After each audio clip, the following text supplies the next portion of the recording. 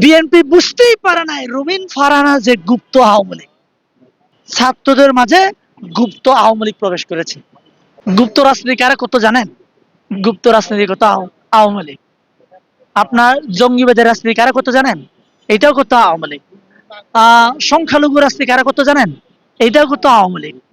এখন এই যে এই ধরনের যারা গুপ্ত গুপ্ত রাজনীতি খেলা করছে, আপনার ধরে নিবেন তারা দেশের পক্ষের লোক না, দেশের পক্ষে শক্তি না।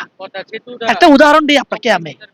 রুমিন ফারহানাকে, রুমিন ফারহানা 17 বছর বিএনপির পক্ষে সাফাই গিয়ে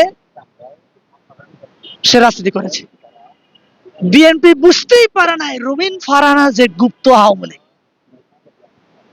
আজকে রুমিন ফারহানা আওয়ামী লীগের পক্ষে কথা বলছে, বলছে আওয়ামী লীগ নির্বাচন করতেই পারে, ডিসেম্বরে ফিরে আসলে সমস্যা নাই।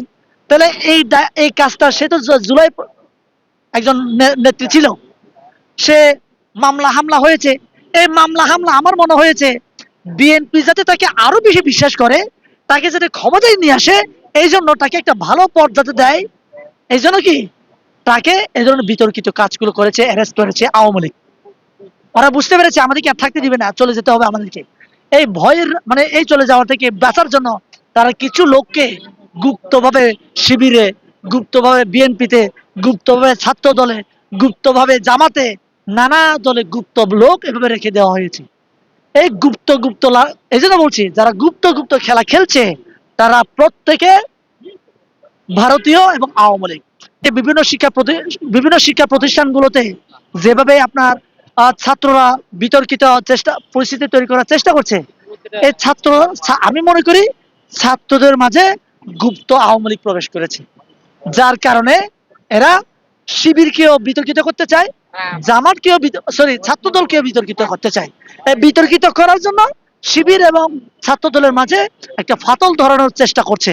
এরা যদি ফাটল ধরে, যে কোনো একটা গ্রুপকে যদি আওয়ামী লীগ বেকায় যায় ফেলতে পারে এবং নিয়ে যেতে পারে, তাহলে তো ওদের সাকসেস।